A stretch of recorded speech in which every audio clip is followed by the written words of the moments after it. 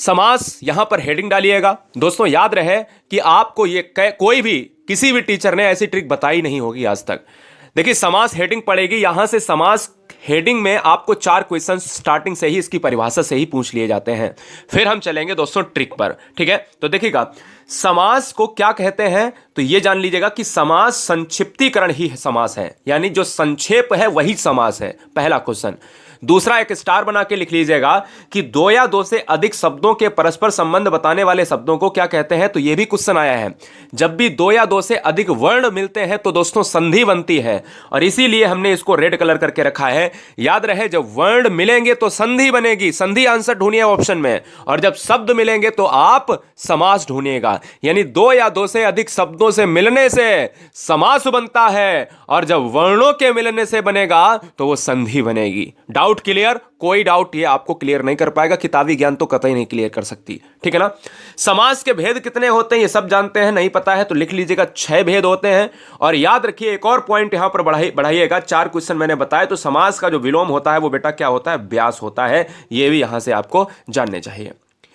समास के भेद अगर 6 होते हैं तो कौन से होते हैं, जो हम ट्रिकी वे में पढ़ने वाले हैं, 1 नैनो सेकेंड में पढ़ने वाले हैं। पहला है द्वंद्व समास, दूसरा है द्विगु समास, तीसरा है तत्पुरुष समास, चौथा है कर्मधारय, पांचवा है अव्ययी भाव, और लास्ट वन छठा है बहुब्रीहि समास। दोस्तों यही समास एग्जाम में आएंगे, इससे ज्यादा आएगा नहीं। याद रहे यहां पर सबसे पहला जो है आपको डालना है हेडिंग द्वंद्व समास। द्वंद्व समास क्या है, कैसे इसको एग्जाम हॉल में बहुत आसान तरीके से हम लॉक करेंगे। सबको पता होता है कि भाई उसमें देख लो द्वंद्व समास में कि ये वाला आपको चिन्ह दिख जाए तो बस वही आंसर है। ये गलती मत करना, ये चिन्ह दोस्तों अव्ययी भाव में भी मिलता है। जो आपको आज डाउट क्लियर, क्योंकि अधूरा ज्ञान लेते हैं बच्चे, वही अगर खतरनाक होता है। जैसे अगर मैं आपसे ये कह दूं, ये बताओ रात रात में कौन सा समास है, रात और रात में कौन सा समास है, तो बहुत से बच्चे कहेंगे द्वंद्व है, जो पूरी तरीके से गलत है, क्योंकि आपने देख लिया योजक चिन्ह। तो आपका ज्ञान भैया बिल्कुल पूरी तरीके से नष्ट हो गया, जिनको नहीं पता है, ठीक है ना। अगर मैं आपसे बात करता हूं द्वंद्व समास क्या होता है, सबसे पहले ये पढ़ो, बाद में हम अव्ययी पढ़ेंगे। जिस समास में पूर्व पद और उत्तर पद दोनों ही प्रधान होते हैं, मतलब क्वेश्चन यहीं से बनता है, बहुत बार बना है, इस बार भी बनेगा।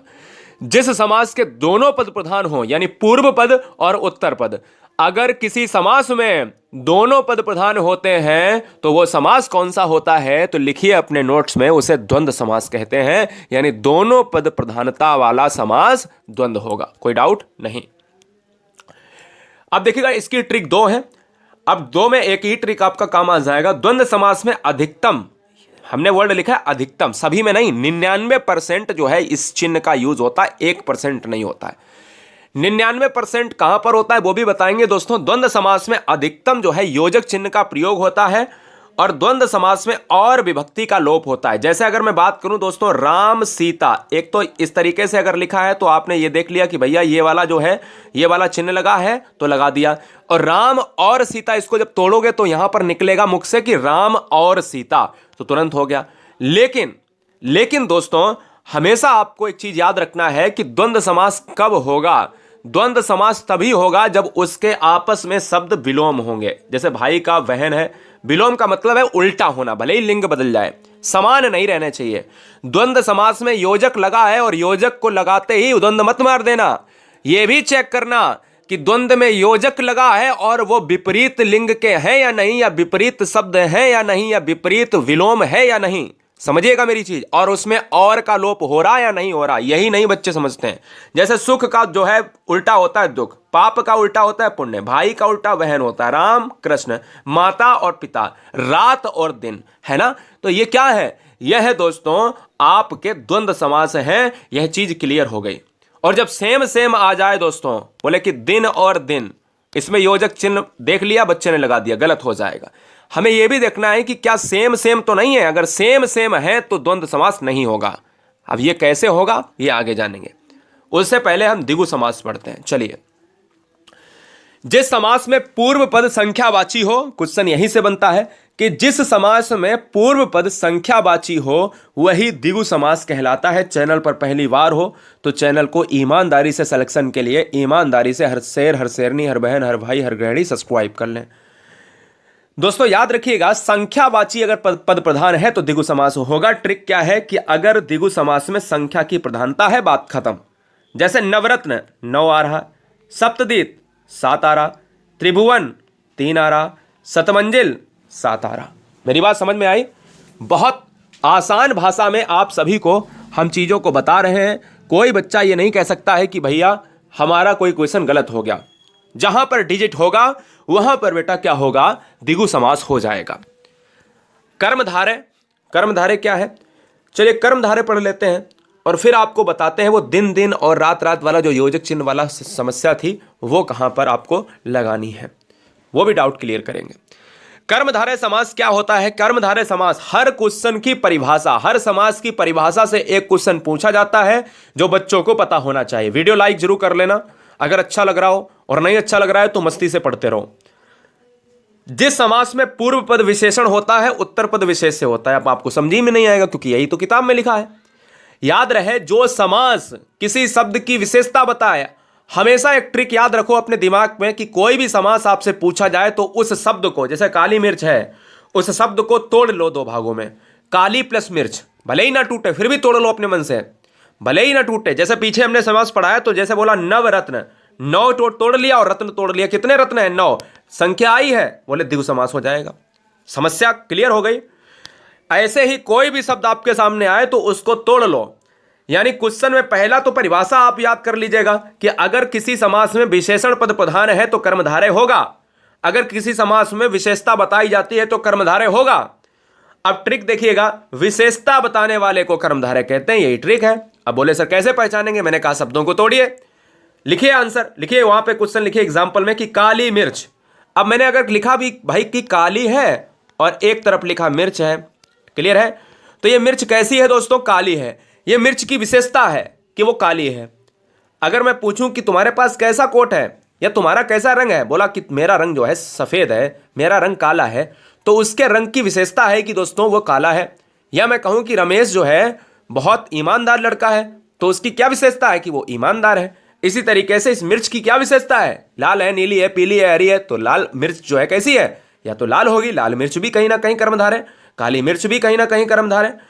इसी तरीके से कमल कैसा है? नीला है ना? तो दोस्तों याद रखिएगा, यहां पर पीतांबर को आप थोड़ी देर के लिए अभी हटा दीजिएगा। पीतांबर क्यों हटा दीजिएगा मैं बताऊंगा। चंद्रमुखी, मुख कैसा है? चंद्रमा सा। सिंपल सी बात समझिएगा, सिंपल सी बात समझिएगा। अब पीतांबर दोस्तों क्यों? पीतांबर देखिएगा, पीला है अंबर कह सकते हो, लेकिन पीतांबर जब आपके ऑप्शन में बहुब्री ना हो तब आप कर्मधारय लगाइएगा। अभी मैं बताऊंगा कर्मधारय और बहुब्री में क्या फर्क है। सबसे पहले वो आपको जो है ये वाला डाउट क्लियर कर देते हैं जो मैंने वहां पर बताया कि द्वंद्व समास में क्यों ना लगाएं। जो योजक चिन्ह वाला है ये अधूरा ज्ञान आपका खत्म करते हैं। सबसे पहले अव्ययी भाव को यहां पर हेडिंग डालिए और उसमें लिखिएगा कि ऐसा कौन सा समास है, क्वेश्चन में पूछ सकता है, ऐसा कौन सा समास है जिसका पहला पद प्रधान होता है, तो दोस्तों अव्ययी भाव हो जाएगा। क्वेश्चन की ट्रिक लिखिएगा कि प्रत्येक उपसर्ग वाला समास अव्ययी भाव कहलाता है। अब आप कहोगे उपसर्ग क्या होता है? तो शब्द के आगे जो लगता है उसको उपसर्ग कहते हैं। शब्द के आगे जो लगता है उसको उपसर्ग कहते हैं। जैसे अगर मैं बात करूं कि प्रतिदिन, तो दिन के आगे प्रति लगा है तो ये प्रतिदिन, दिन के आगे प्रति लगा है, यही दोस्तों उपसर्ग होता है। याद रहे कि दुनिया का कोई भी शब्द है तो उसको तोड़ना पड़ेगा समास के लिए। ये मैं ट्रिक बताता हूं, ये कोई आपको नहीं बताएगा। ना किताब में लिखा होगा कि शब्द को तोड़ के तब आप समास करिए, मैं बताता हूं आपको।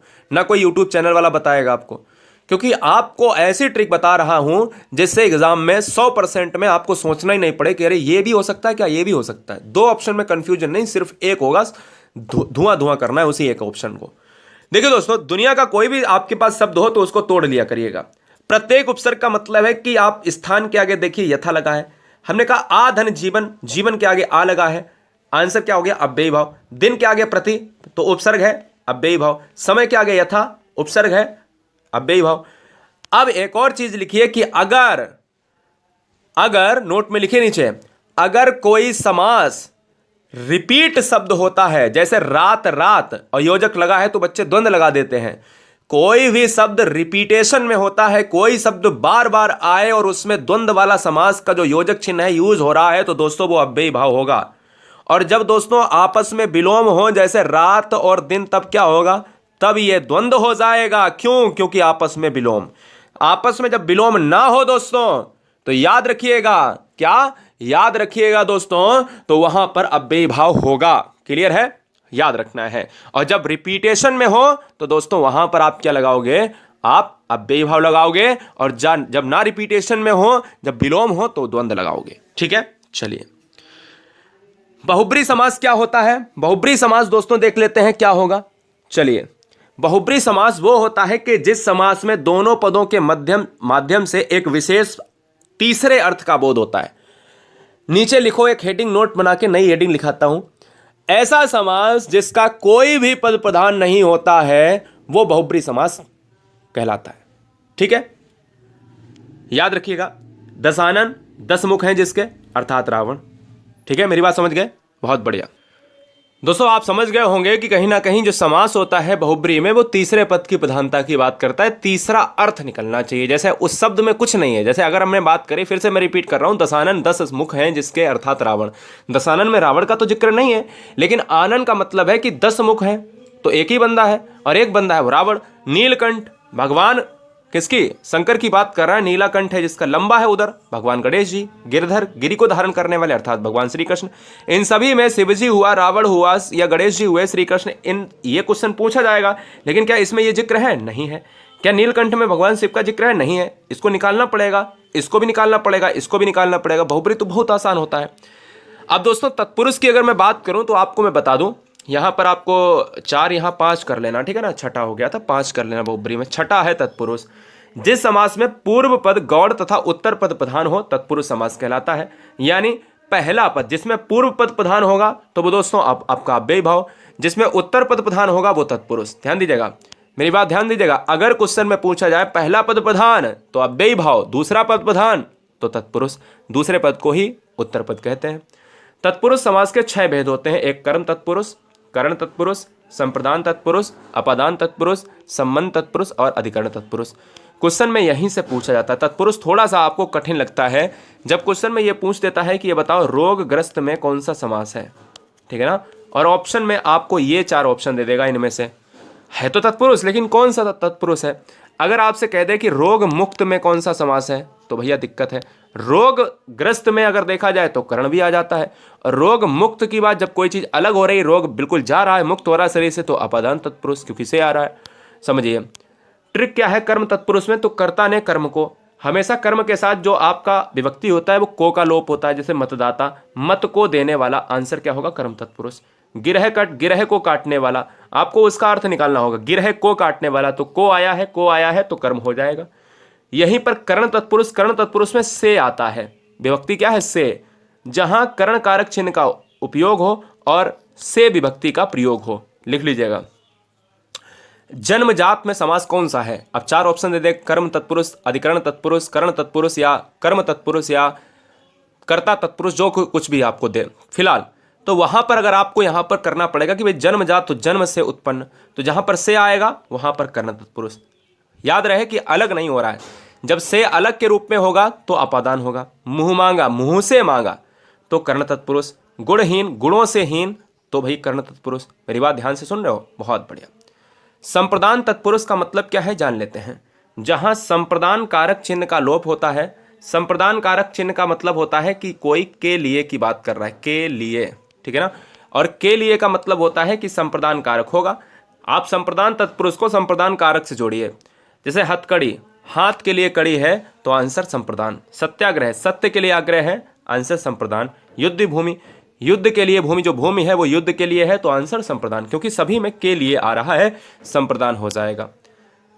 जहां अपादान की बात करें तो अपादान हेडिंग डालिएगा। अपादान में क्या होता है? अपादान में दोस्तों अलग होता है। नोट कर लीजिएगा कि जब कोई चीज अलग हो रही हो। जैसे धनहीन, धन गया, धन से हीन, भाई धन जिसके पास नहीं है वही तो धनहीन है।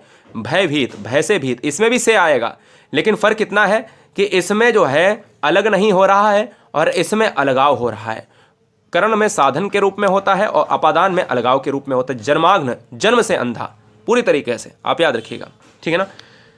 संबंध तत्पुरुष और अधिकरण तत्पुरुष 2 बचे हैं, देख लीजिएगा। संबंध में क्या होता है? जहां पर रिलेशन को दिखाया जाए, जहां संबंध कारक चिन्ह का उपयोग होता है, जैसे प्रेम सागर। और संबंध कारक में क्या आता है? या तो का आएगा, या की आएगा, या के आएगा। ये हमेशा काकी के बराबर संबंध, ये आपको याद कर लेना है। याद रहे कि को आता है कर्म में, इसमें देखिए को कहीं नहीं है। संबंध तत्पुरुष में प्रेम सागर, प्रेम का सागर, काकी के आए अगर तो संबंध तत्पुरुष होगा। दिनचर्या, दिन की चर्या, संबंध तत्पुरुष। भारत रत्न, भारत का रत्न, संबंध तत्पुरुष, क्योंकि का, की, का इस तरीके से अगर आ रहा है तो संबंध तत्पुरुष होगा। अधिकरण तत्पुरुष में क्या होता है, तो अधिकरण तत्पुरुष की जो विभक्ति होती है वो में होती है, पर होती है। नोट कर लीजिएगा, जो मैं लिख रहा हूं उसको नोट करिए। जहां अधिकरण कारक चिन्ह का प्रयोग हो, मतलब यही तो चिन्ह है, यही तो चिन्ह है। और इसमें कौन से चिन्ह थे, काकी के, जो मैंने लिखाया है आपको। जैसे नीति निपुण, नीति में निपुण में आया है, अधिकरण हो जाएगा। आत्मविश्वास, आत्मा पर विश्वास, अधिकरण हो जाएगा। घोड़े पर सवार, घोड़े पर सवार, अधिकरण तत्पुरुष हो जाएगा। तो चलिए हम 2 क्वेश्चन करते हैं कि किस समास में शब्दों के मध्य में संयोजक शब्द का लोप होता है। अब देखते हैं कि भाई आपने कितना पढ़ा है।